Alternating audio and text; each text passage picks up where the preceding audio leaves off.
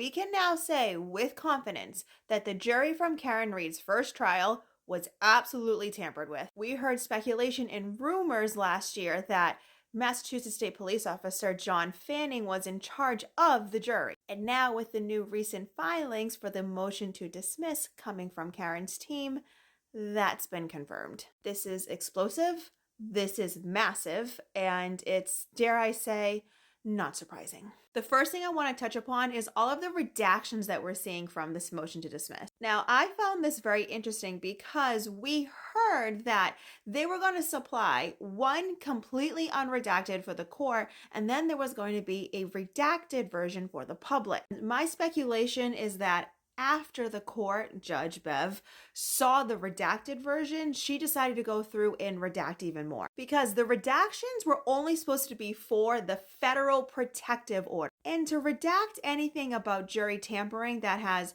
nothing to do with the feds is actually quite concerning. It's giving the air that she's trying to protect the Massachusetts State Police and the prosecution. It's almost like she's being a gatekeeper of this information. Because it was Attorney Little who confirms that the only reason why any of these items would be protected is because of the federal investigation. It's all TUI materials. As far as I can see from all of the information that I've been reading in this motion, there's nothing that would allude to the fact that they're naming jurors like by their names. Doesn't seem like there's any identifying information. So for them to redact this much is like, it honestly is very head-scratching. When looking at the documents and looking into the actual section of jury tampering, they quote a very specific case, Remmer versus United States. This was a case that was argued back in 1954. It's this story of this case that's very interesting in the way that it's quoted in Karen's paperwork, just because of the background of this case. Essentially, there was a juror who eventually became the jury foreman. Someone went up to this juror and stated that they could profit off of this case if they voted a certain way. The juror was actually smart because the juror is the one that reported the incident to the judge. Then the judge told the prosecution. And then from there, they got the feds involved. Of course, the feds investigated and wrote a report. And then only the judge and prosecutors went over the report and decided not to tell the defense. It wasn't until after there was already a verdict, a guilty verdict, mind you, that the defense attorneys actually found out about all the shenanigans. Because of that, the verdict was completely remanded and the person got a whole new trial, which means we then got new case law. And this is what the case law states.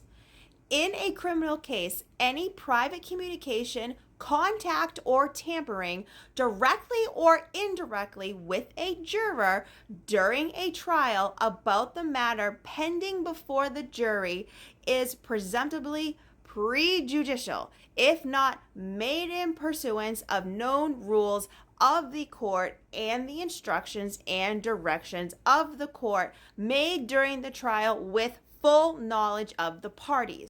Furthermore, the presumption is not conclusive, but the burden rests heavily upon the government to establish, after notice to and hearing of the defendant, that such contact with the juror was harmless to the defendant. In layman's terms, that means any law enforcement official, anyone from the prosecution team, anyone from the judicial panel, anything.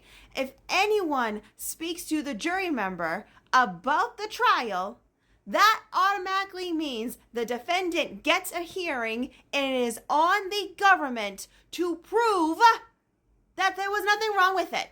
Okay? You following along, right? That was the case that they put in their paperwork. Why do you think Karen Read's team put that exact example in their motion to dismiss when talking about the jury members?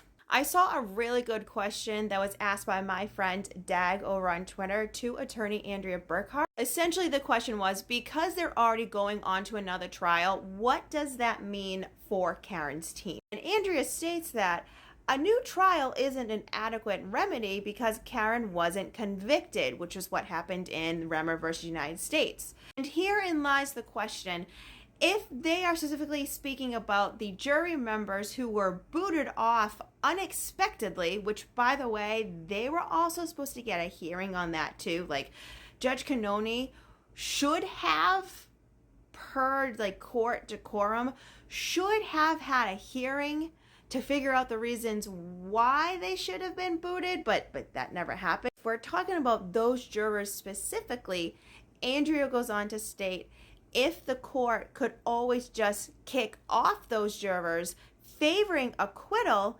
and moot the misconduct by ordering a retrial, it's clearly an insufficient remedy to keep retrying her until a jury finally convicts. And my lovely friend Dag noted, it becomes a due process issue and even dovetails nicely with their double jeopardy claim.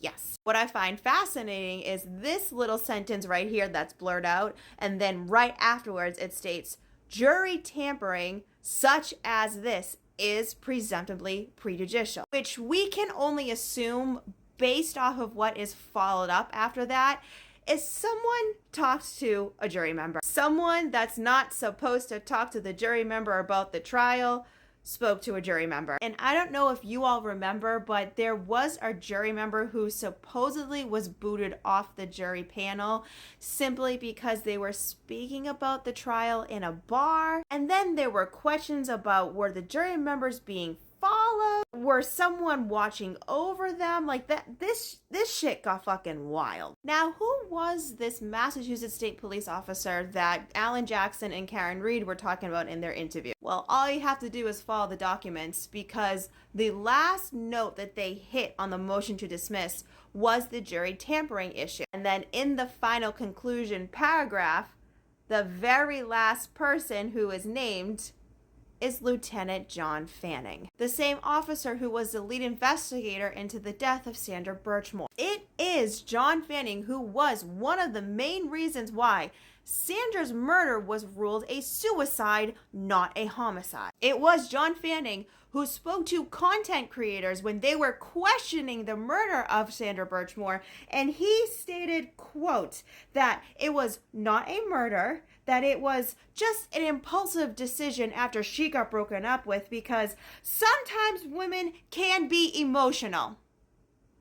Really? I'll fucking show you emotional. And it's still, till this day, that Norfolk County District Attorney's Office, the same county that's prosecuting Karen Reed, by the way, they still have yet to correct the record. They are still stating that Sandra Birchmore committed suicide, when we all know that's not true. Even Sandra's death certificate still states that she died by suicide. But correct me if I'm wrong, it's the feds that have arrested someone for the death of Sandra Birchmore, right? Yeah, that's right. The feds. A federal investigation. Which is one of the reasons why Karen Reed's attorneys wanted unredacted documents from Sandra Birchmore's death, because it is the lead investigator of Sandra Birchmore's case, John Fanning from the Massachusetts State Police, who was the head of Karen Reed's jury members. The same John Fanning who happened to be clear of any of internal investigation issues. As a reminder, John Fanning was on all of the text message threads between him, Yuri Buchanan, Michael Proctor, Chichico, all of the Mass State Police officers. Yeah, he was cleared of everything there too. And because John Fanning was head of the jurors, he also would have been in charge of their Corey records. John Fanning would have had every single bit of information when it came to the background information of the jurors. Names, social security numbers, jobs, etc. John Fanning had it. Now, I am not going to claim that I know how jury members are supposed to be watched over. Who is supposed to watch them over? Is it Mass State Police? Is it just Norfolk County Court clerks that work in the courtroom? Who would have hired Fanning or told Fanning in order to watch over the jurors? I have no idea. What we all can agree upon is that John Fanning should have been nowhere near any of the jury members. And that in itself is grounds for huge government misconduct. And Judge Cannoni would have known this blatantly.